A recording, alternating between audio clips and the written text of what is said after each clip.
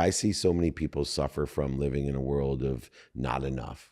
Really wealthy people and really poor people, and in between, they always are victims, no matter what happens.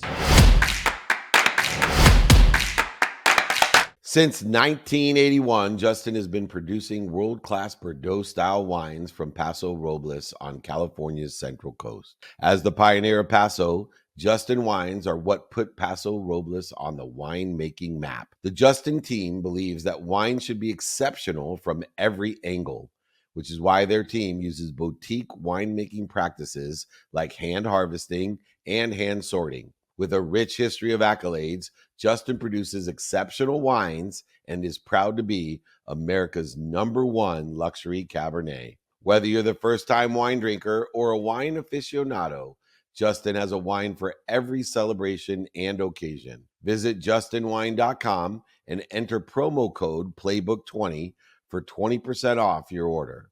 Justin offers the perfect holiday gifts for clients, colleagues, friends, or family. Be sure to check them out at justinwine.com to receive 20% off your order for a limited time and use the promo code Playbook20. Next guest is David Meltzer, and I'm super excited to have him on because I think people need to hear the stories and the downfalls of what it actually takes before you get successful. And David, eventually got to $100 million, lost everything, clawed his way back.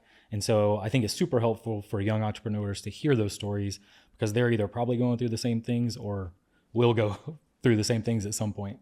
Absolutely. And I think part of that is understanding two different time zones, because I know and work with so many young people that their time zone's different than when you get old like me. So there's way I divide time, and I didn't do this when I was young, was there's today, 24 hours today, which is man-made constructive time. And there's a lot of pragmatic things in man-made constructive time and the man-made values and priorities that people have, like getting rich. And then there's the infinite time that involves both wisdom and faith. And you can't have wisdom and faith when you're young at the same level that you have wisdom and faith when you're old. But you think you do. But you definitely, but at 18 years old, you think you know everything. But you realize, like, with life comes experience. Yeah. And that's, how you've gotten to be where you're at today. And I love watching your social media. I feel like you're so powerful with your words. You're very smart, very wise. But I think overall, you're just such a positive person for being through all the things that you've been through. Some people would just have like a negative outlook on life. But I feel like your main goal is just to make people feel good about themselves and make people happy. Exactly. And I went on this mission later on in life after I lost everything to empower other people, So being here with you two is I see future, literally powerful, influential people. Notice I didn't say influencers. I call influencers because you guys are in the flow. You guys don't spread flu or disease, some misperception of fake guruism like a 19-year-old life coach, which always makes me laugh. I know, same. But my background started in humility, but it was also in a world of scarcity. Yeah. And so I've divided 3 worlds that people live in from my own experience, and it may or may not apply to everyone, but I see so many people suffer from living in a world of not enough. Really wealthy people and really poor people, and in between, they always are victims, no matter what happens. And you talked about this ability to find the light, the love, and the lessons and shit that happens that nobody probably could even understand or know how you could think of it positively, like losing everything. Yeah. But I grew up in this, beautiful family with a single mom, raised 6 kids, 5 boys and 1 girl, worked 2 jobs, which was a great blessing for me because people, and you guys will find this out as your kids get older, kids especially don't listen to their parents, but they watch you. I did see on your stories, you talk a lot about your mom, your background, how you came from a household with a single mom, and you said the 6 kids. Where was dad? How did this happen? And what did she do for work to raise you guys? So when I was young, my dad was a piece of shit. Later on, I learned... Hey, listen, same. And I learned a lot from it, but I was blessed that I learned to understand my dad, not change him. And I reestablished a relationship later on in life that was really beneficial and fulfilling. But when I was 5, my dad was my hero, and he left my mom for a girl that was probably closer to my age than his. Literally, that scene in Chef when he's waiting outside and his dad drives by, I literally had a similar experience. And it was interesting because my dad was a liar, a cheater, manipulator, overseller, and back-end seller. And there came a time, as probably talk about later, that I dealt with the hate that I had for him. And so my dad was not there. And worse, when he wasn't there. Where did you grow up at? I was born in Akron, Ohio. And my mom was a second grade teacher who literally packed our dinner in a paper bag and drove us around filling up turnstiles at convenience stores with greeting cards just so we could eat. She was so generous that I remember having food stamps and she still would buy pencils because they didn't have enough money in the schools. We were talking about education. Yeah. For the kids in her class. I never have understood that. Like, I really don't get it. I mean, a lot of times these teachers have to buy their own supplies, or they have now at least they have Amazon wish lists, right? Where they can say, "Hey, world, like help my room supply with the needs." That's just crazy to me that they don't have the supplies that they need. Yeah, it's amazing. Back then and still today. With a tax rate that it's at, you would think we would prioritize education. But luckily, education's changing. Think to people like you that are giving real world education to people. And my mom was an educator, so all she cared about was education. That's how we were going to get out of being a victim. Yeah. Everything happened to me when I was young. And I was born with a happy gene, so that helped. But I just wanted to please my mom because she sacrificed so much for me and my siblings. So did you go to college? So I ended up, I wanted to be a football player. Okay. My siblings were all, excuse my language, parents' wet dreams. They went to Harvard, Penn, Columbia. Bad words and nasty things are not, Yeah. we're okay. We can say whatever you want. Yeah. So they all went to the Ivy Leagues, graduated summa cum laude. I did very well in school, but I didn't know it because I got a B in high school and none of my siblings ever got a B. So literally the standard of education. You thought you were the not so smart one. Oh, all I heard was fetus is fully developed after graduate school. You could do whatever you want after that.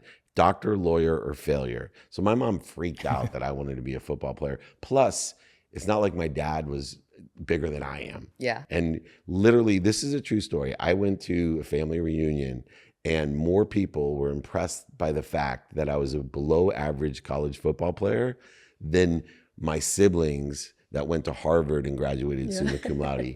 That was like a norm in my family. But the fact that I even made a team somewhere playing some sport was a miracle to my family. But I found out very quickly that that wasn't going to pay the bill. Yeah. And all, as you know, that I wanted to be was rich. That was the only thing missing in my life. And no matter what it was going to take, I was going to be rich and I was going to buy my mom a house. Well, that's funny because Shawn and I were the same exact way. Both came from lower middle class.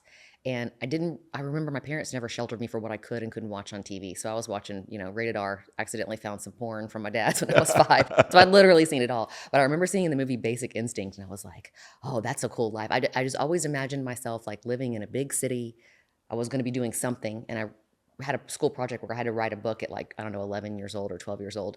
And I said I was going to be the CEO of a company. I had no idea what a CEO meant. I just knew I was going to live in a high rise somewhere. I think you're born with that. And I was never exposed to that life. I remember playing in the street one time. I don't know. I remember looking in the gutter. I don't know, I was catching frogs or something. I was a tomboy. I remember thinking to myself, I'm like, man, I wonder what it's like in Houston. I bet you there's 5 people out there that have $1 million. Right. I just didn't really understand what was out here because I came from such a small-minded life of my parents, but I knew that I wanted to get out of that. And I knew playing darts and drinking beer in the garage wasn't going to be for me, but I didn't know how to get there. I just knew that I had to find the path to get there. We both grew up in a small town and it was pre-social media. So you only know what you see in the movies. Yeah, that's it. Yeah. Or you only know what the people in your town are doing and that's it. Nothing goes outside of that.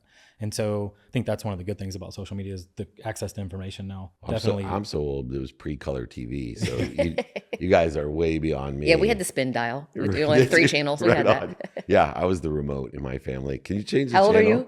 I'm 56. 56? Yeah, we're 40 almost 43. I'll be 46. So you guys just look younger, that's all. So a lot of Botox. Probably too much. I'm all for it. It's fine.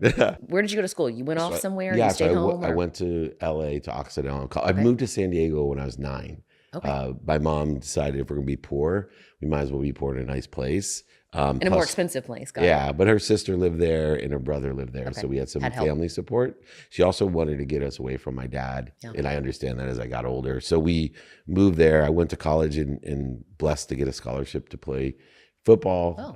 And so you weren't too bad. No. In high school, I wasn't too bad. I was What position small. did you play? I always say I played tailback when I got off the bench. The coach is like, "Get your tail back. You're way too small to I was play going to here." ask the position. I'm like, what Yeah, did you I play? returned kicks was what I was really good at, but I played from defensive back and running back as well. But I realized really quickly, in fact, I have a great story about it. Christian Okoye, who was the AFC Player of the Year the next year, he was a fifth-year senior. I was a freshman.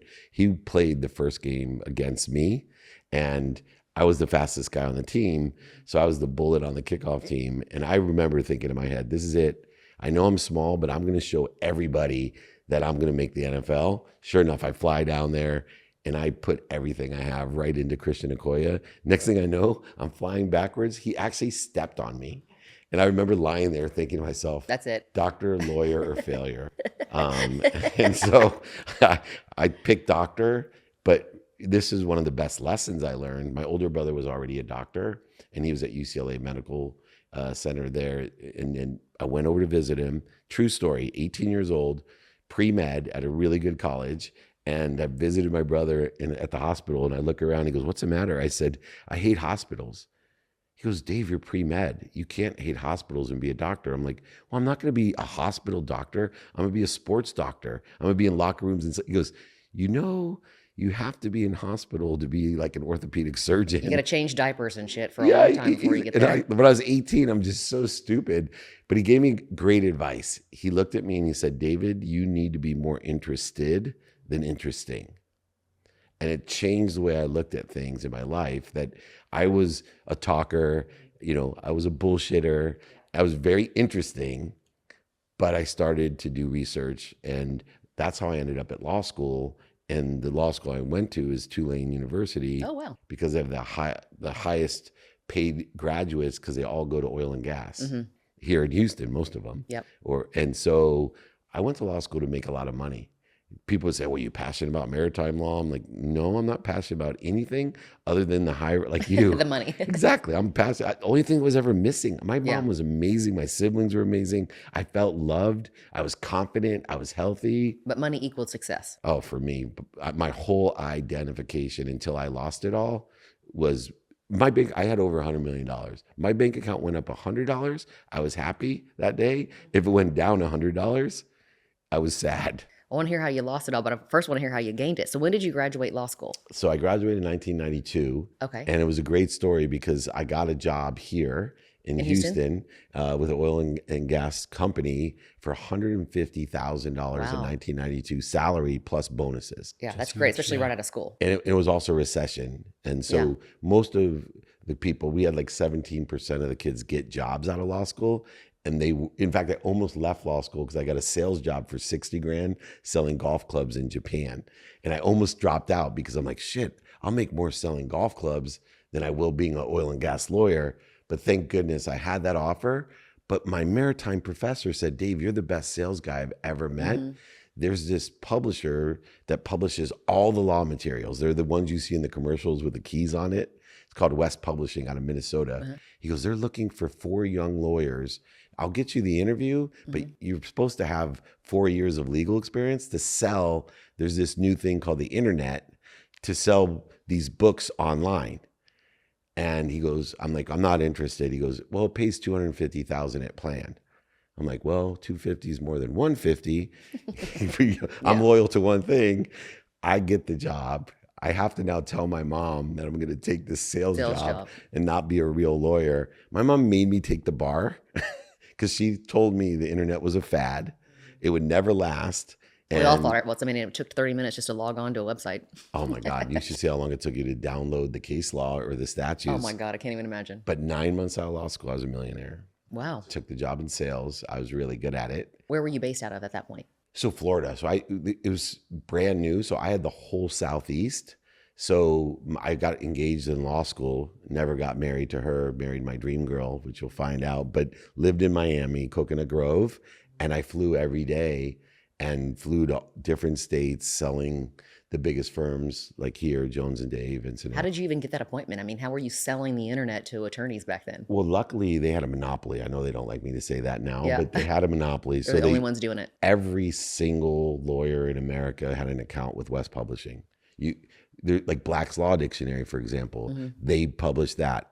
They're the official reporter of all 50 states in the federal government, which meant all case law was printed by West Publishing.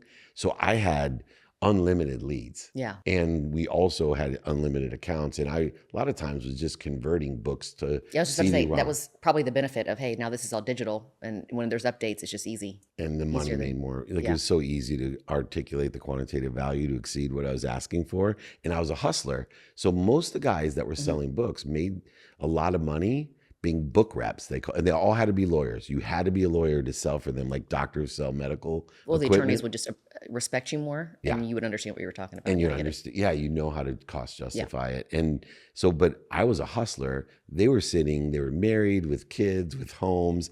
They weren't going to do what I did. Yeah. And so in my first book, I wrote about the power of 64. I knew I wasn't as good as they were, but if I worked 16 hours a day instead of 8, Yeah, you were getting double the amount. Yeah. and then twice as efficient and twice as effective. I want all of the young people listening, if you were in your 20s, listen to this guy right here. Yeah. You put in double the effort and you make double the amount of money. So I'm constantly trying to tell my girls, I'm like, you're inside the store 8 hours a day, 9 hours a day. You could double what you're making if you're also going home, filming yourself talking to the camera, because you get credit for your online sales too.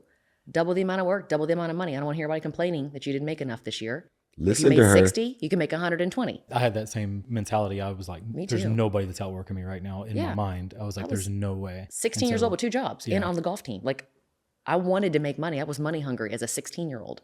Yeah. Same thing. And today there's one other aspect that I teach, and I love my employees when we bring in a new person. You won't outwork me. I'm like, this is exactly what I want to hear. Like, let's get competitive about how hard we work. But here's a nuance that wasn't available when I started. The total addressable community, because of online sales, is so large, it's not fathomable by the human mind. Just like infinite time or infinite is not fathomable by a human mind. It's just impossible for us to understand. Why that is so important is that I am one of the world's best trainers of getting people to call you back, email you back, DM you back. See, statistically— What do you mean? Explain Exactly. that. Yeah. So there's so many people in the market today. Unlike when I was young, I had to go, and I was limited by the number of people that I could call out to because I didn't have access to everyone like we do on the internet or social media. So today, because we have so many people we can access, we actually have a quantitative advantage, because if I can double the amount of people that get back to me, I'll double my sales. I also will get better at sales, which will more than double my sales. Are you saying like have a call to action? Is that what you mean? Either call that— well, I call it simulating interest. So most people give too much information today, and they actually inhibit or create resistance for people wanting to know more. So just TMI. Just give them little snippets instead of the full Have them story. get to you. Exactly. Just get them. My only thing that I train, and I told you, don't say I'm the world's best at many things, because I'm not. But what I'm really, really good at is I teach people to get back to you. So I understand what you're saying by that, because I'll relate that to what I do. Makeup artist, I sell cosmetics. I'm OCD, type A. I love so of course that. I want everything to be listed out. I want it to be perfect. I'm a perfectionist, micromanager, call me whatever you want, right? But if I do a post of a headshot of me or a model wearing the products, if I list every single thing, there's no engagement, because all the information they needed was there.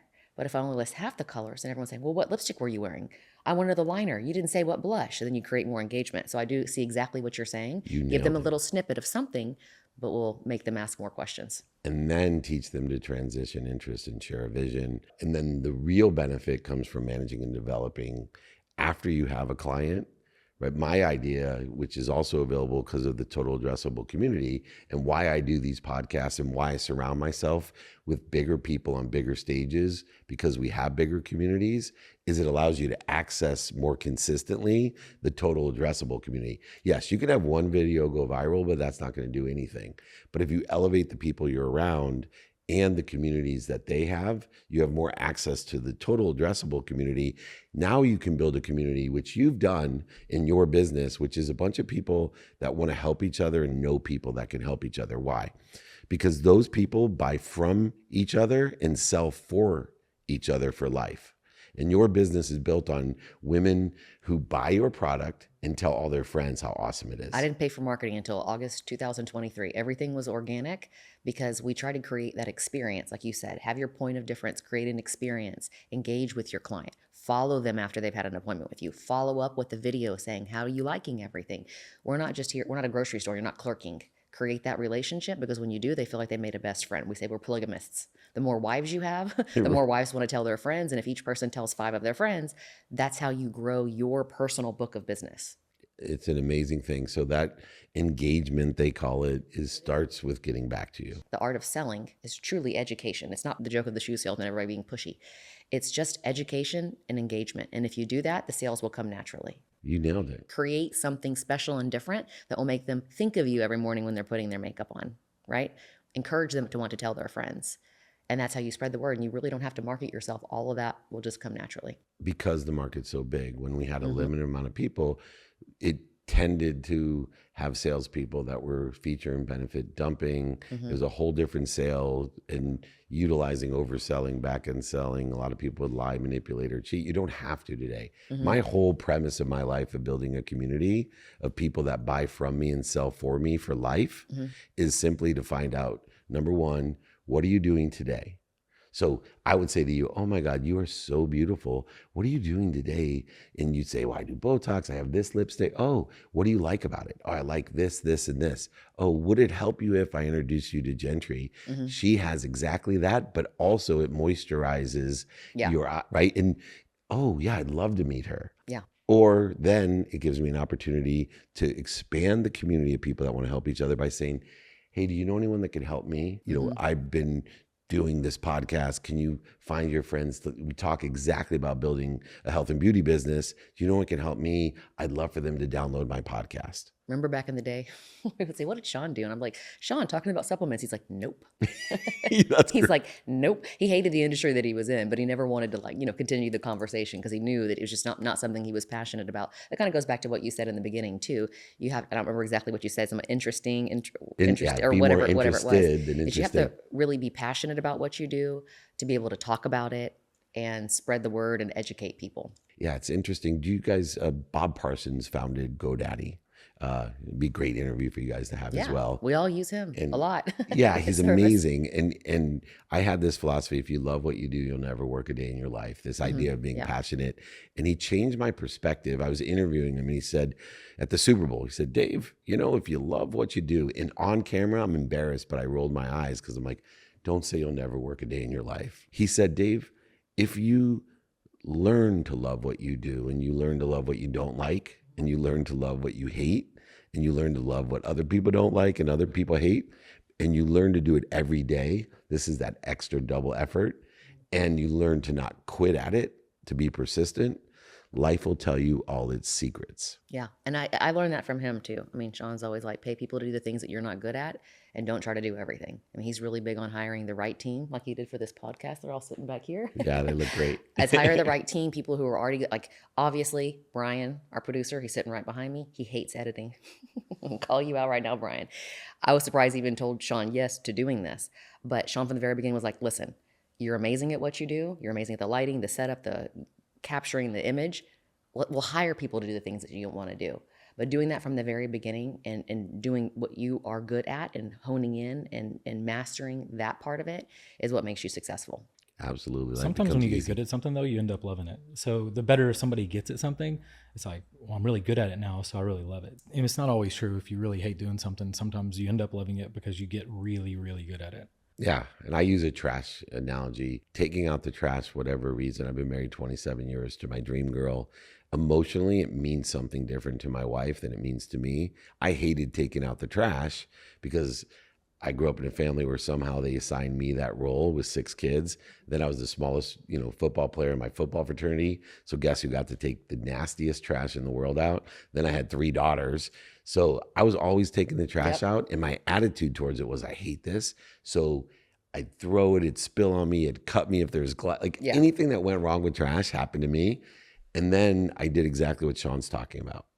I changed the way I looked at the trash. I realized that every time I took out the trash, it was a symbolic action that I cared about my wife, that I prioritized my wife.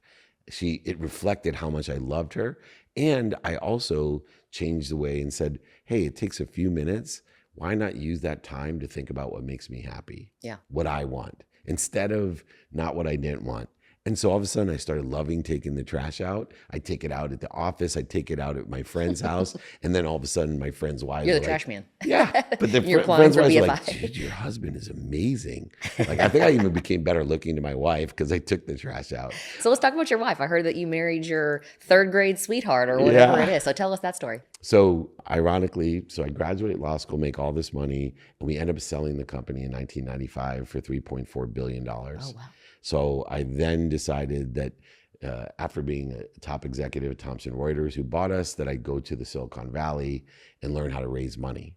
So I got into venture capital and I ended up making a lot of money in the middleware space. And then eventually I became Samsung CEO of their phone division. Wow. They started a data phone. It was called a convergence device in 1999. There was no smartphones. It was a Windows This is before device. there was a flip phone. It was at the flip phone time. Okay. And that's why Samsung became the second largest manufacturer of phones. I broke up with my fiance. She had cheated on me and she was in law school. And I literally got pushed into my wife, who I met in the 4th grade, who I asked through a friend to go study with me in 6th grade camp. She turned you down? Embarrassed me, said no, tell him to ask me himself. So I threw an egg at her. And she had Rosanna Dana hair because there was no hair products back then. It literally, she's going to hate me for this. It looked like pubic hair. So I would make fun like of Shawn's her. hair? No. Yeah, no. Way Way naturally worse. curly hair. Way worse. It's getting curlier as I get older. It's so funny. You have really bored straight hair. Now it's just every day it's getting kinkier and kinkier. Yeah, she had a full fro. Anyway, I would make fun of her because I loved her and I was little. And so she stayed away from me through high school. I ran into her a few times. One of my favorite stories, because I believe that the universe took care of this for me. But when I broke up with my fiance, I came home and I ran into her at a bar. But I was too embarrassed to say that I had broken up with my fiance. So we had a conversation about her mom who was dying. And I didn't bring up anything about I was more interested than what was going on with her. Well, anyway, she went to go see her mom the next day at the hospital. Her mom was dying of cancer. And her mom, she said, Mom, guess who I ran into last night? I had a great conversation. She said, who? David Meltzer. She goes, isn't that little shit that threw the egg at you? And then she told her what I was doing. And her mom said, you need to date him. Yeah. And she goes, well, he's engaged. Sounds like my mom was Shawn. Yeah. And then she's like, you need to find someone like him. Now it's 3 years later. I'm in Mexico in a very crowded resort drinking. And somebody pushed me right into her. It was so crowded. So wait a second, 3 years goes by. You didn't really continue that conversation with her. No. She didn't listen to her mom's wise words. No. Well, her mom, and so, but I bumped right into her and literally I was drunk and my friend was drunk and she gave me her number. We had another great conversation. This time kind of updated her what was going on. I thought she hated me still because my friend was really an idiot and I threw her number away. Oh, God.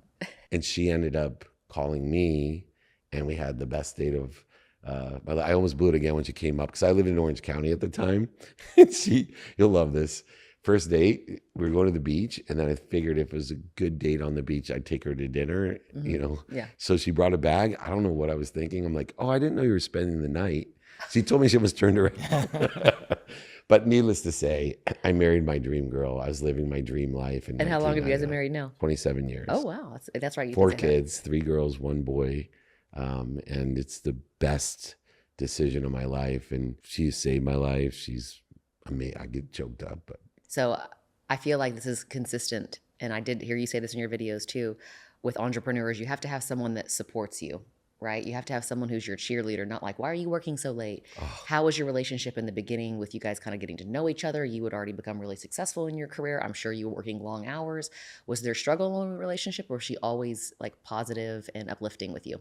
She was always positive and uplifting until I got to be too much. And so my wife saved my life. I would say there was 3 red flags that I got lost. So after I was CEO of Samsung's phone division, Lee Steinberg, who's the most notable sports agent in the world, hired me to be the CEO of his company, not because I was a great lawyer or sports agent, but because I had venture capital experience and technology experience at a very high level. I can already guess where this story is going to go. Yeah, and he believed sports was going to end up in venture. It was a visionary. Well, let me guess. You go from the more corporate atmosphere to more of a out all the time, gone all the time, Drugs not and coming in alcohol all till, the time. yep. Yeah. And also, it's one thing to be rich, but when you have access to what Yeah. billionaires can't afford to, and most of your business is around that stuff. I mean, Lee himself is a recovering alcoholic, and he'd be the last person in the world you'd want to party with. He's like a dorky Berkeley lawyer who was on debate team, but he ended up falling into it. And so when I was 30, my dad, who I hadn't talked to, sent me my first birthday present in 20 years. And he gave me a jacket that fit perfectly. And I looked to see if it said like Happy Birthday Son or Armani. And he had torn out all the pockets of the jacket. When I was 30 years old, I just had gotten married to my wife, living in my dream home in Rancho Santa Fe, California, more money than I ever dreamed of. I was not working for Lee yet. I freaked out when I got the jacket and it had no pockets. I called my dad. I went from complete joy to like rage. I was like, dude, you haven't given me a gift in 20 years. Now you give me a torn jacket. Like what the? And my dad said, hey, I want to reestablish a relationship, but I'm worried about you. You think money buys love and happiness. So did I. Don't make the same mistakes as I've made, son. He goes, that jacket, hang it up. Remind yourself every day you can't take anything with you.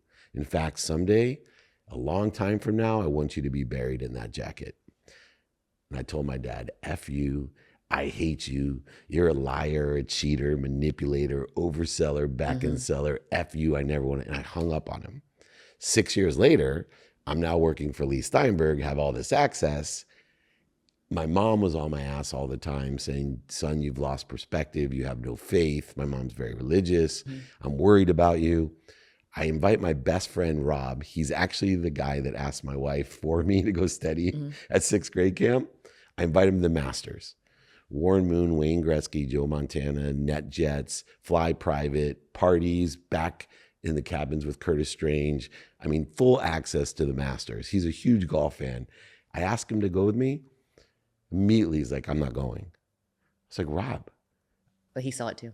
He said, I don't like who you hang out with. I don't like what you're doing. I don't want to be around it. And I said, Rob, I'm not doing what those guys are doing.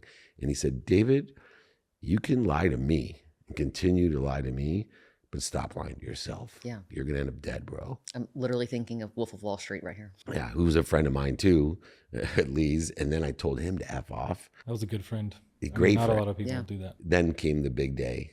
2 weeks after that, after I'd been complaining about my mom, my dad, and my best friend, and how nobody understands me and everybody else loves me. How come these people are on my ass? To my wife, I asked her if I could go to the Grammy Awards. I was doing some marketing with Little John, the rapper, and he had been awarded at the Grammys. And she said, Dave, you got to start listening to your family and friends that care about you. Stay at home. You're partying way too much.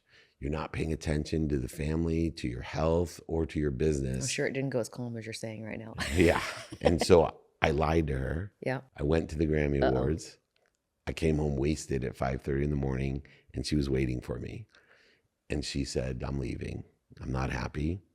I'm not going to have our 3 daughters who are all under 10 see this. You live this lifestyle. Yeah, this is not happening. F you and your money. I'm leaving in the morning. And I remember holding my arms out. I'm like, are you kidding me? Who do you think did all of this? Yeah. Who do you think you're going to live without me? F you. So then I go to bed, wake up in the morning, hating my mom, hating my dad, hating my best friend, and hating my wife. And I'm thinking in my head, what lawyers am I going to get? F them. I'm taking everything back. I'm going to take my mom's house. I'm going to take all my house. I had 33. The diary of an angry white man at this point. Terrible. And ironically, out of everything, I look over and in my closet, I hadn't seen it in a long, guess what's staring at me? That The jacket. goddamn jacket. Well, this just goes back to, your whole life, you've kind of been a victim at this point, right? And so at this point, you decide, hey, wait, I'm the problem. It's exactly what happened. Taylor Swift said it. I'm the problem. It's me. Yeah. I said to myself, I don't hate my mom. I don't hate my dad. Yeah. Don't hate my best friend. Don't hate my wife. I hate myself. And I can do better. Yeah. I'm a liar. I'm a cheater. I'm an overseller, back-end seller, manipulator. You're your dad. And my wife had said, take stock in who you were and what you want to become before I went to bed. So I took stock in who I was and what I want to become. And I came up with these values that I teach in the first book that I wrote, Connected to Goodness. And I am blessed when you talked about my wife supporting me. I went back to her and I begged her not to leave me. So how long did that take? I mean, did she actually pack her stuff the next day, or was it like the next morning you had She this was already revelation? packed. Okay, so it wasn't like 2 weeks or a month or whatever. No, You knew so right she away. agreed. And she's so wise. Like, you'll have to meet my wife because, I mean, externally, I saw a picture of her. She's beautiful. She's gorgeous, but inside she's way better. And people are like, come on. I'm like, seriously, like, imagine not only helping me at that time, but having the wisdom of saying, look, I don't expect you to change overnight, but I need you to put the same effort into changing that you did into being successful. And so she was okay with the fact that you just can't quit using and drinking and not going everywhere. You can't just go cold turkey, but you need to put an effort in because eventually it'll happen. And that's the subtlety of what, looking back 17 years later, that if she was one of those wives that would have said, okay, if you ever drink again, I'm leaving. She just needed to see progress. Yeah, she needed to see progress. And which a lot of people wouldn't have done that. I mean, almost no one. Isn't it crazy that and so that's been my whole thing with other people. Good behavior is behavior that's aligned with where you want to be or better. And the instant result of good behavior is good progress. Bad behavior interferes with where you want to be or better. And the instant result is bad progress. We tend to, especially when we're young, look for outcomes. And you are not an overnight success. You are not an overnight success. You're someone that has continually improved your behaviors, and then progress accelerates, aggregates, and compounds. And the outcomes take care of themselves. Human beings can't understand outcomes. If somebody would have told me 2 years after my wife slapped emotionally the shit out of me, 2 years later, I would lose everything. And I'd have to go tell my mom and walk to her door and tell her I was bankrupt, but worse, I lost her house. Yeah. Only reason I wanted to be rich, buy my mom a house originally. That was the only reason. And my mom not even fazed by it and just asking me, are you okay? And I told her, Mom, I'm not. I'm a victim. How could this happen to me? And she said, son, it's not happening to you. This is happening through you. Yeah. There's a world out there of more than enough for you, of everything and everyone. Just relax. It'll be fine. I go, Mom, you lost your house. She goes, I know. Do you need any money? Right? The same mom that I had. And then I said, Mom, I don't believe in God. And then she looked at me and she said, oh, dear, you believe in God. You just believe in the wrong God. And that's when it started again to progress. What did that mean? Like idolizing people instead of or money? Money. This show is brought to you by BetterHelp. Therapy is a great tool for facing your fears and finding ways to overcome them, because sometimes the scariest thing is not facing our fears in the first place and holding ourselves back. It's helpful for learning positive coping skills and how to set boundaries. It empowers you to be the best version of yourself. It isn't just for those who've experienced major trauma. If you're thinking of starting therapy, give BetterHelp a try. It's entirely online, designed to be convenient, flexible, and suited to your schedule. Just fill out a brief questionnaire to get matched with a licensed therapist and switch therapists anytime for no additional charge. Overcome your fears with BetterHelp. Visit BetterHelp.com/playbook today to get a 10% off your first month. That's BetterHelp, HELP.com/playbook. Imagine starting a small business, your first customer, first hire, first real paycheck.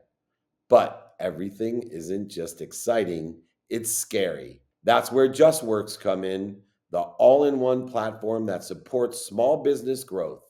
Access seamless tools that help with benefits, payroll, HR, and compliance with transparent pricing. It's time to make payroll painless, run payroll in 90 seconds or less, and automate payments so you can set it and forget it. Did you know in 2023 alone, they processed over 25.6 billion in trusted payroll customers? Don't worry about the paperwork.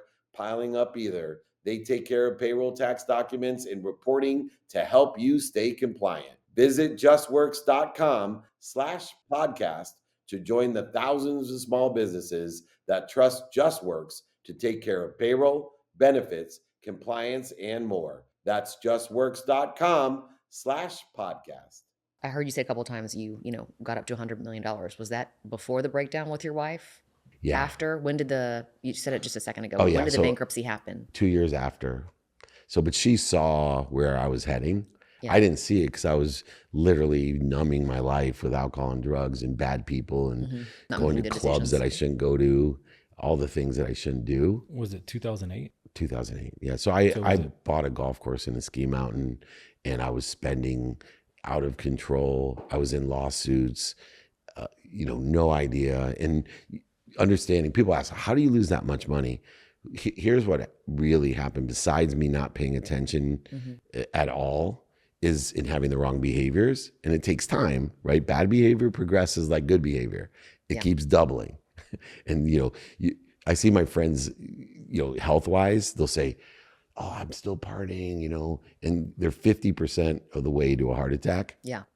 And then it's just one more year because it keeps doubling, right? Yeah. Yeah. It takes about 18. The bad decision had already been made. Yeah, and that was bad my performance was, bankruptcy. and it just took 2 years for it to all fall apart. Yeah. So I want to hear, how do you made the $100 million? Did that come from the phone thing, the Samsung A lot deal, of things. or was it So before that? First, I believe the reason that in how I made all my money was like you, I enjoy the consistent, everyday, persistent pursuit of my potential.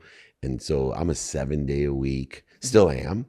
I'm very good with time. I study time, I teach time, I mentor time, but I sold a lot and made a lot in selling. Then I got a little bit of stock in that company. Okay, got it. Then I got into venture Okay. in the right time. Then I became a high paid C-level executive and invested really well, mostly in real estate and stocks. But because I was early pre-chasm technology, I got into really big companies early. And I also had great real estate early. So, and then the way that I lost it was because I didn't ask for help. And one of the things you'll notice on my content, I'm like, find someone like you two that's To sitting in mentor a you. Yeah. yeah, sits in. There's 2 ways to get where you want to be. Find you guys if I want to be where you are and ask you for help, or help someone else get to where they want to be. So you thought it was a good deal. You weren't educated on the deal. You put all your money into one Worse. thing, and it was just from there. Worse. So I had the right deals. My problem was that I didn't understand finance.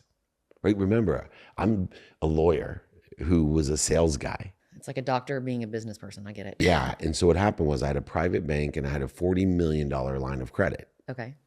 So I had no experience. I didn't know what that meant really. So I went and got into a lawsuit and I needed an extra $5 million to save my golf course and but I had bought right. Like I'm very good at buying and selling.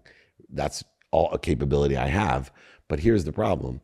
When you think you have $40 million and you go into the bank to go get $5 million and all of a sudden the guy who's been your private banker isn't there anymore. And then the new person comes up and said, what's your name? And then I said, I'm David Meltzer. I got a $40 million line. I want to draw down $5 million. I need it for this lawsuit and this and that. And they said, oh, I'm sorry. The bank's not doing well. So everybody's down to $1 million line and you have to reapply. Ooh, I didn't know they could do that. Oh yeah, they can do it. Well, it's probably based on the value of his assets. So had a borrowing base. Well, it line. wasn't even, it was the value. The It bank was was just the cut bank, down, and yeah. the bank and what they did, they were reassessing. I've 'Cause never done a line of credit, so I had don't the fully equity. understand how the line of credits work because I'm always scared of those. I'm Yeah, like, "Ooh." I had enough equity at the time, but they wanted to reassess it because of that problem. Yeah. And the bank wasn't doing well. Well, I didn't have time to go through and reassess, especially I had big assets. My golf course was worth $120 million. Like literally we had borrowed against it at the time and they wanted to reassess that. The ski mountain that I had, which was in Montana, the one that hurts the most, the golf course, that was one thing, but I had You can never so get that many back. acres in Montana. You can't get that And back. then in COVID, I'm sitting there looking at my wife. Are you kidding me? Yeah, you could have quadrupled or more. But my your- life was your so value. great, I didn't care. But that's how everything snowballed from the fact that I wasn't liquid anymore to that extent. When you have the confidence of 40 million in liquidity and all of a sudden it turns into 1 million in liquidity, shit spins fast. And then I made a conscious choice. I could have fought my bankruptcy. I could have held on to, like, I was done. I wanted Well, you said you needed $5 million for the lawsuit. Was that for your attorneys? But you couldn't pay to $5 million defend yourself at this point. well, so it was a combination, $5 million for the lawyers, but also to Probably settle your monthly expenses too, just and probably crazy incredible, too, and to settle too. so you went all the way to court with this one. Yeah, and then didn't wa- I and had then you- attorney malpractice. In fact, in the bankruptcy, like I said, I could have worked hard at not being bankrupt, but instead I had more assets than I had debts. And me and my wife made an emotional decision with confidence that I knew how to make money. Let's start over. So I actually had a bankruptcy that was profitable to the point where I could have bought back the lawsuit I had against the lawyers for losing the malpractice case, because they wanted just to settle into the bankruptcy for, like $2 million or something. And I could have bought that back and fought it and negotiated higher. But my wife and I were done. Yeah, you just wanted to walk away from We it. walked away. Most people made money off of my bankruptcy, which is an odd bankruptcy to have. Yeah. But it worked well because most people I kept my relationships with because they didn't lose money, Yeah, that's good. which was Because I know advantage. that can be a really low point for your ego as an entrepreneur. Like, how do I recover from this? But I do hear, if you have, just think, Donald Trump. Yeah. Some people who are very successful and strong entrepreneurs, it's like they don't look at that as like my life is over. Oh It's an no. opportunity to start over, and I know how to make money, so I can do it again. I used to always say, "Don't Donald Trump us," because Shawn's so risky with his investments. I'm like, "Don't do this to just us." bigger. Be Yeah. I be know. risky with this I'm a much. little, I Everybody. am Yeah. now. But in my 20s and early 30s, I'm I very was balls to the disciplined on wall, that yeah. now. I have fun with 10% of Yeah. my money, like Yeah. a lot of fun. To me, I like to save. I don't like to overextend. I would not consider myself more on the risky side. I'm more on the safe side. I actually only need more money to invest in more businesses. I don't that's the only reason I try to go. You and make I be more. best friends. It's Yeah, good. it's like. But that's know what I your try to time make and it risk tolerance. and go You buy just more look real at- estate and buy more businesses. You just look at it as like life is short. Time is short, Yeah, let's and you go. have to make. You have to be productive every week of your life and buy something new. This is Shawn's mentality, and if you're not, you're a loser. Which is, In my own mind. yeah, because he's like, Nobody oh, like else. I'm 43 years old. I don't have that much time left to keep buying. And his goal is to get to 100 million by a certain time, and then billion after that. So he's like, I got to meet my goals. I got to buy something every week. My business partner and really good friend, my current business partner, he lost 50 million in 2008 too, and made it all back. But it's just pretty incredible. And, especially at the age you're at, you probably just sit there and go, okay, I'm starting all over. How am I going to go and make it back? Yeah, it was. So how did you make it work during bankruptcy? Because it's like 7 years. You can't buy anything in your 10. name, right? 10. Oh, 10, but that's a misconception. I was amazed. It's funny when you start making a lot of money, people will give you money. yeah. It'll let you borrow many money. You workarounds. just put bigger down payments down. And so for me, I got very focused. And I realized when I made my first $1 million, it took me 9 months. I didn't know anyone. I really didn't have that many skills. I had no situational knowledge, and I was able to do it. Now I knew tons of people. I still had my job as CEO of the most notable sports agency in the world, right? There's a lot of things. Did they keep you? Yeah. And then Lee ended up going to rehab. So I went and started a marketing company with Warren Moon, a global sports marketing company. But the real way that I did it is I started asking for help. I got all the most powerful people that I had, and I said, hey, in all humility, I told you my favorite quote earlier, you're humble or you're about to be. And I every morning remind myself that. And I went to people like Mr. Wynn, Oh, wow. very powerful people, and I asked them for help. And I told them, look, I'm smart, I'm hardworking, and can you help me? I need to find people. I'll do whatever they need, but I want to get back on my feet. So you didn't know what it was going to be at this point. No, real estate was it going to ended up be being hard. health and beauty to start while I was running the law firm and leveraging the relationships that I had and creating, an Amazon business Yep. in the health and beauty space by being smart and seeing. There's an infinite loop of giving that people don't realize that has really predicated my comeback. And I always believe the more I give, the more I receive. I agree with that. Me too. Always And give in the favor of the other person, and it'll always come back to you. so I moved from the world of not enough to this world of just enough, buying shit I didn't need to impress people I didn't like. But I was an awesome negotiator and trader. So I was trading giving. And I didn't subconsciously realize it. Even if I gave $1 million to charity, I wanted something back. And it was a misunderstanding of the more I gave, the more I received. And what I started to realize, and I've done a ton of research on this, my philosophy now is the more I give, the more I'm given. And my job is to elevate my awareness to all that I'm given. So as a great entrepreneur, I started looking for all the things I was given, all these opportunities and options and touches of favor that I was given that were right in front of me, like this idea with the health and beauty business. That was given to me, but I had walked by it so many times because I was always trading in negotiation to receive something. Yeah. Then I started working on my ability to ask for help or receive. You see a lot of people, teachers, veterans, moms, they give, but they feel bad receiving. And so you get into this game where you give everything and you take less. Yeah. If you give and you take less every time, you don't receive it or you're not aware of what you're given, eventually you're going to end up at zero. And talk to your friend who lost 50 million. He'll probably have his own rendition of what I'm talking about. Now, here's the one that really changed my life. The more you give, the more you're given. The more you're given, the more you receive. Now, if you believe like I do, I'm a faith-based person. I believe, I don't care what your religion, philosophy, theories, or spirituality is. I believe in something bigger than me that loves me more than my mom. People say, you believe in Jesus, Dave? I'll say, is Jesus bigger than me and love me more than my mom? Yeah. Oh, Jesus is my man. Like that's how I believe. It's simple, but it works. And are you Jewish too? Jewish culture. Yeah. But I'm not Jewish religion.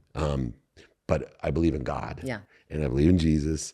But I literally have learned, if I truly believe that there's an omniscient, all-powerful, all-knowing God that promotes me, protects me, and loves me more than my mom, then there's more than enough for everyone.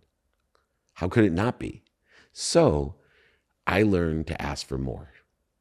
I learned to have my faith that I'm going to always ask for more. So instead of giving more and getting less, I give more, I'm given more, I receive more, I ask for more than more.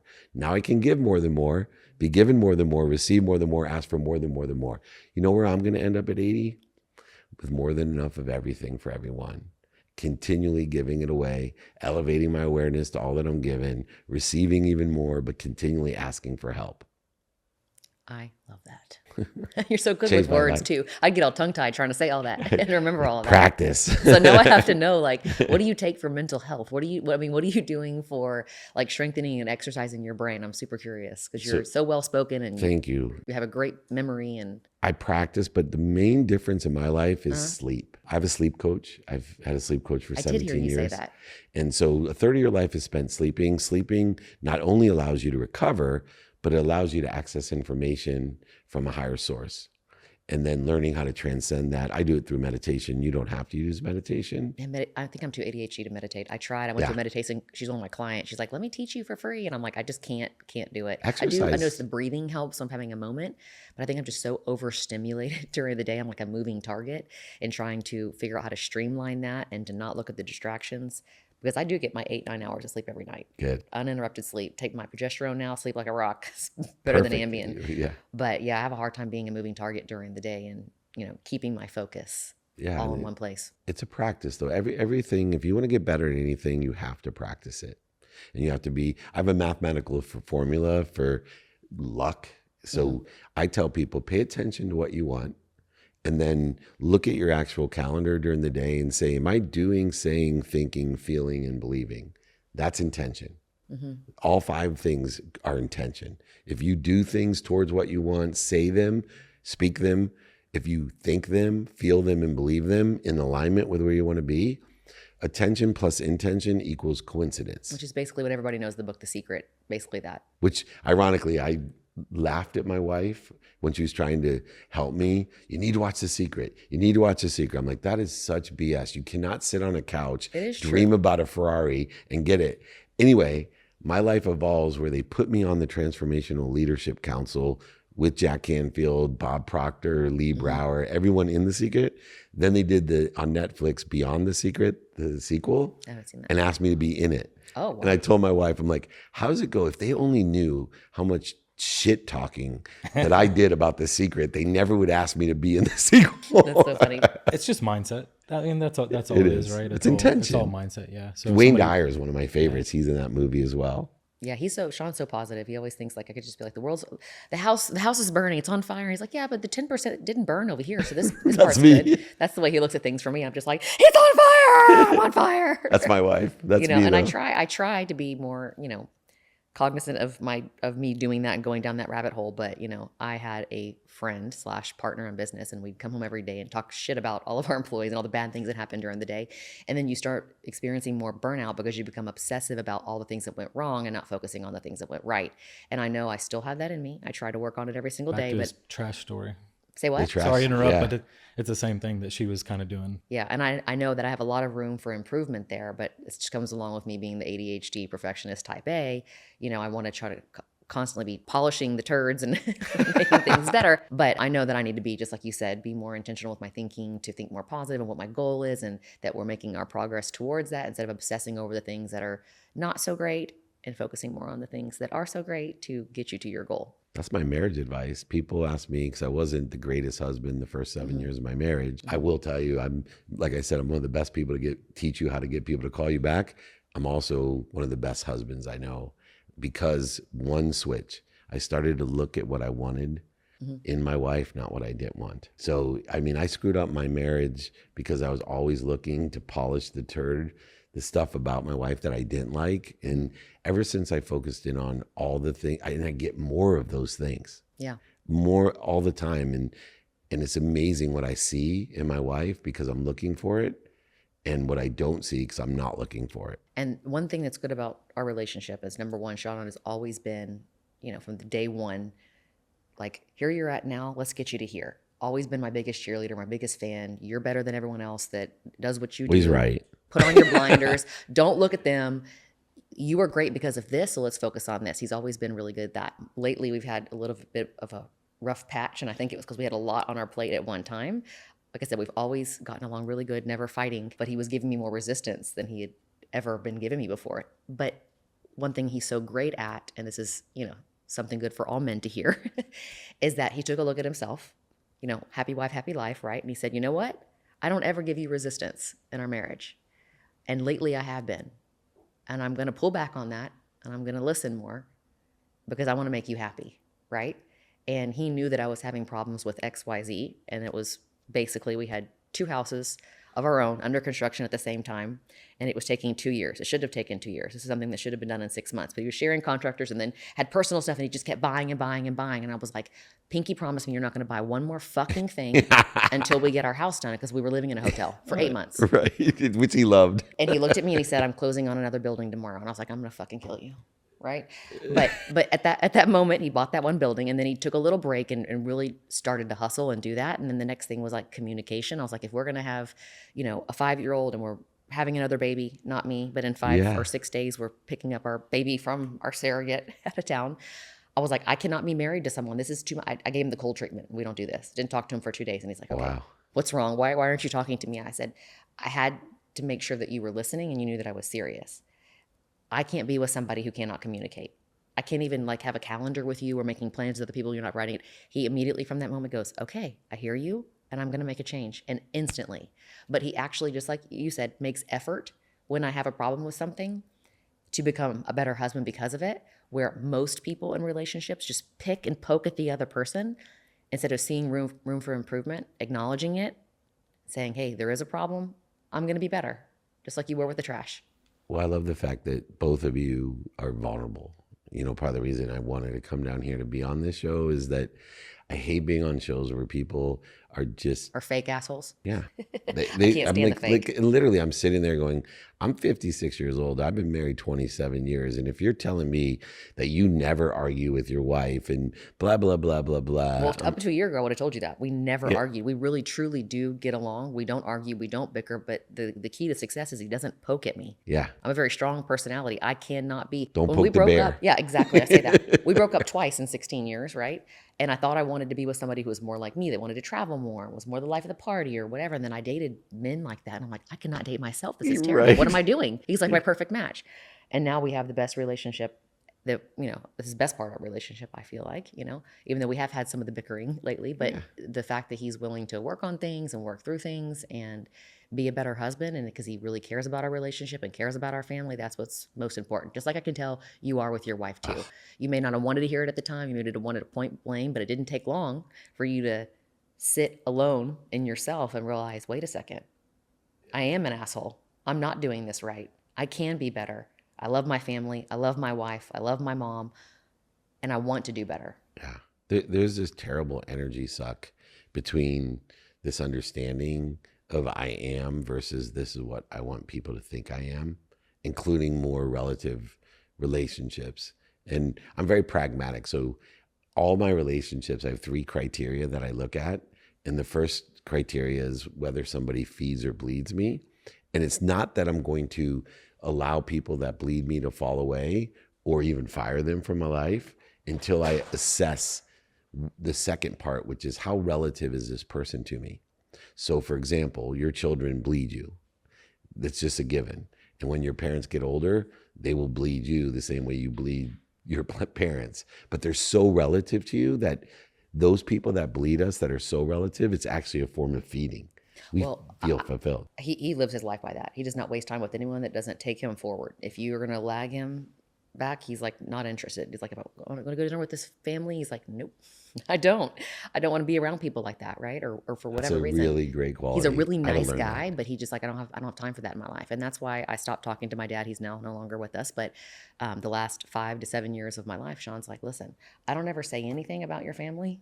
I had a really bad moment with my dad, and he was like, family or not, like, we don't need that in our lives. That brings you down. Why are you continuing to have that in your life? So smart. And then there's association. People think by association, they have to allow people to bleed them as well. He's like, this is weird. This is not normal, like what you're experiencing, and he's, again, doesn't give his opinion a whole lot about stuff like that. But he's like, this is not normal. Like, I don't go to my family's house for Christmas and they talk about what you're going to get, your $5 you're going to get for your inheritance the whole time, and carrot dangle. And if you come over more and do more, then this is what you're going to get from it. He's like, that's weird. And your family shouldn't talk to you that way. Like, all this fighting and bickering with your family, it's just, that's not normal. And then kind of took a look at his life, and I'm like, that's really how it's supposed to be? Like, nice. Having a mom that's just nice. Yeah. She's just like your life. Yeah. She's just, his mom is great. Doesn't like try to give her opinion about what we're doing. She's always positive, just like he is. And all their sisters get along. There's never any family feuds. And it's like, oh, this is how it's supposed to be. Now I see. So family or not, I just choose to not have that negativity in my life, because it just, like you said, it drags you down, brings you back. Yeah. And even in business, my next book I just sold is Don't Do Business with Dicks. Like, love the title. No matter how much money is involved. Trust me, I was there early on in my life. It was, one of my early business partners got just in a bad way, went through some bad things in his life, and he wasn't always like that, but it had got to the point where it's like, I don't care. I was like, I'll just sell my half of the business. I was like, I can't. Giving you anxiety to deal with it. Just went down a bad road, and I was like, I love business, but I can't do this. And so there's just too many ups and downs every day. You didn't know what kind of mood he was going to be or how he's going to react. And to just something. how he treat the employees and just everybody. And I was at that point. I was like, I can't do it. And so luckily I got out of it and had some good partners since then. But that's a good book title for sure. Yeah, but it's almost like being in a bad marriage, right? Yeah. You're stuck in the same thing where you have to talk to them every day. You have to do business with them. It's about money. And so, yeah, that's a hard place to be.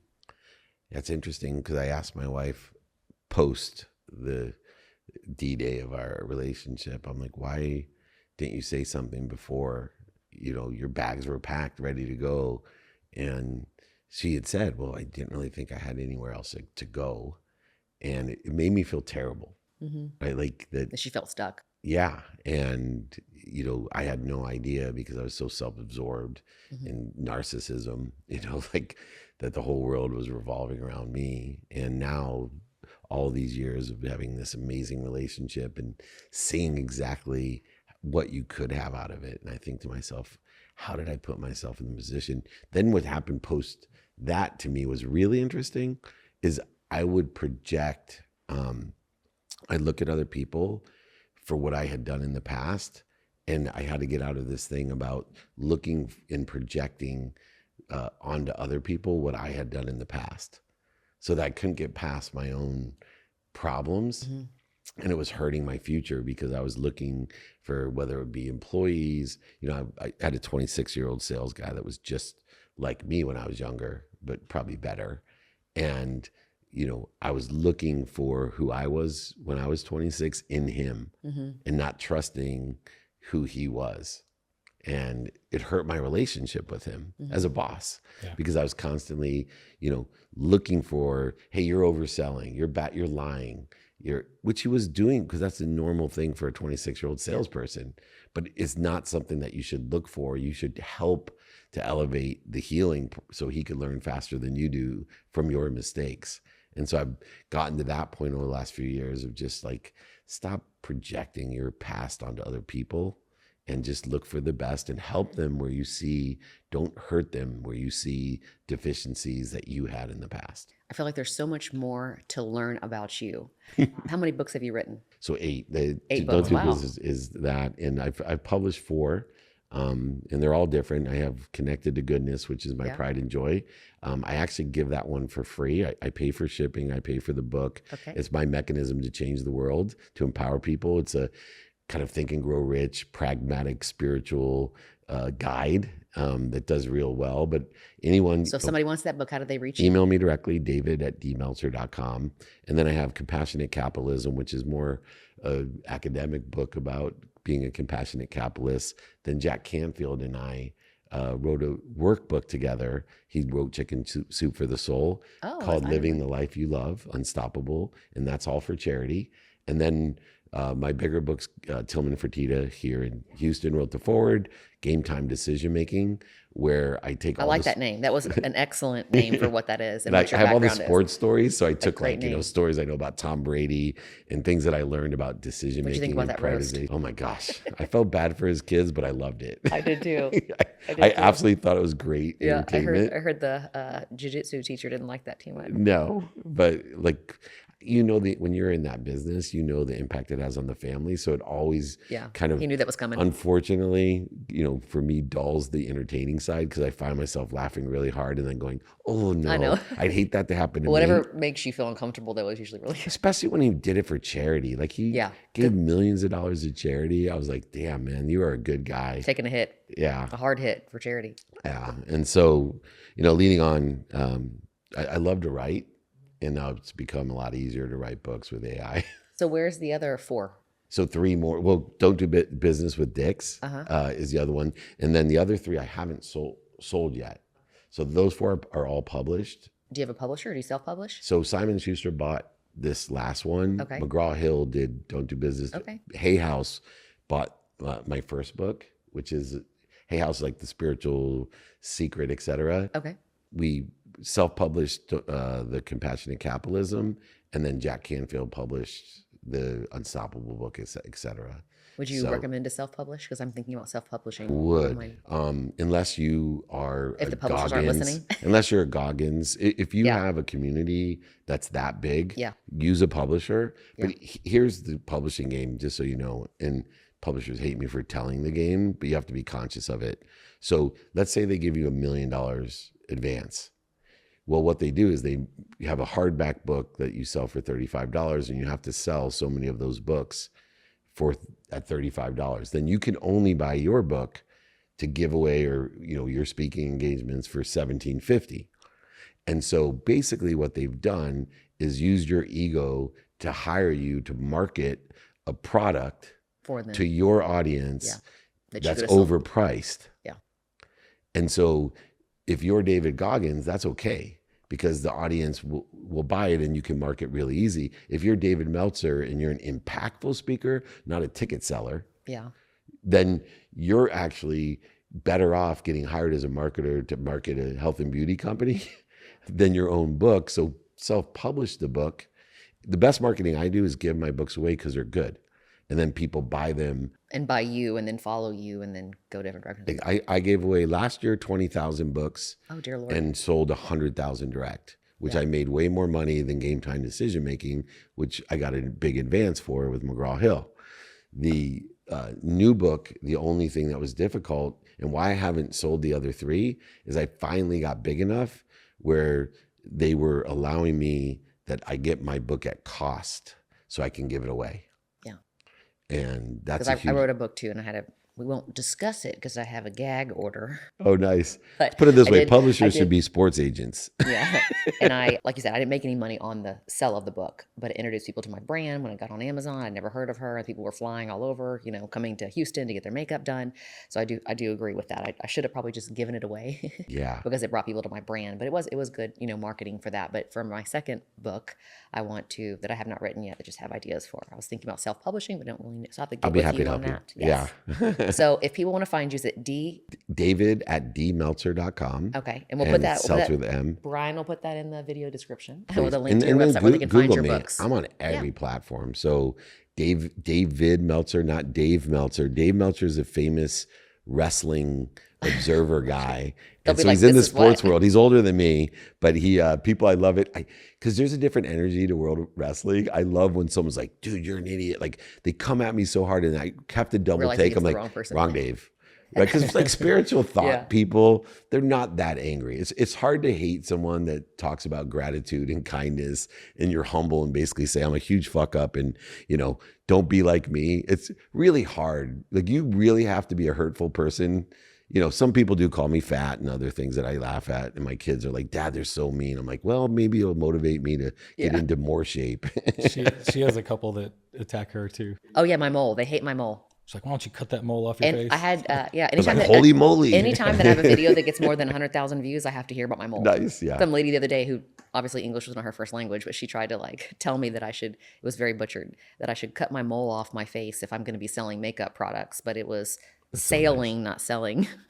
So it's funny. I like Hurt when people people hurt say people. things like that. I just think it's funny. I call out people because my followers think it's absolutely hilarious, and I'll screenshot it and I'll be like, well, Miss Debbie doesn't like my mole. What do y'all think? And they're like, oh my, for the love of God. And I'm like, any kind of publicity or fame or in any sort of way or attention that you get on social media, it's going to come with it. And for a long time, I really struggled. And if there was 100 good comments and one bad one, I would focus and You and hone on the everyone bad else. one. Yeah. But now I just think it's funny. He laughs at it. I and I'll get be my like, cell phone, my actual cell phone, and nobody ever calls me. I'm like, hey, obviously, I really want to learn why you're so angry.